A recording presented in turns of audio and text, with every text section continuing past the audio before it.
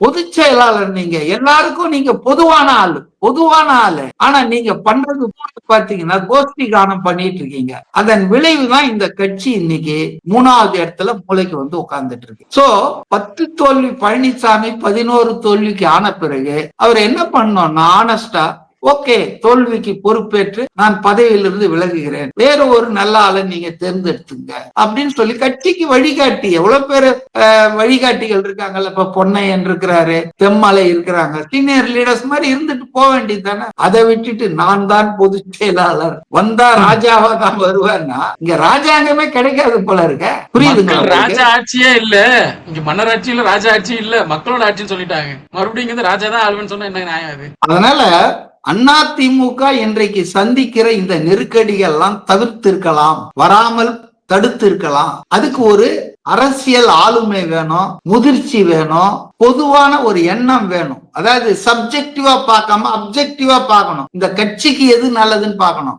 எனக்கும் என் பிள்ளைக்கும் என் சம்பந்திக்கும் எது நல்லதுன்னு பார்க்க கூடாது. இப்ப எடப்பாடி அதான் பார்த்துட்டாரு, சம்பந்தி பிரச்சனையில இருக்கிறாரு, பையனுக்கு ஏதாவது பண்ணணும் அப்படின்னா திருப்பி நீங்க அந்த குடும்ப அரசியலுக்குள்ள தானே போறீங்க. திமுக ஒரு பாணியில போறாங்கன்னா நீங்க இன்னொரு பாணியில போறீங்கல்ல. இதுக்காக எம்ஜிஆர் வந்து கட்சி ஆரம்பிக்கலையே. அதனால டோட்டலா நான் வந்து I will blame mister EPS for all this nonsense. இன்னைக்கு நடந்துட்டு இருக்கிற எல்லாத்துக்கும் காரணம் இபிஎஸ் தான். அவரு இப்ப கூட டைம் ஒன்னும் அதிகமா கெட்டு போயிடல.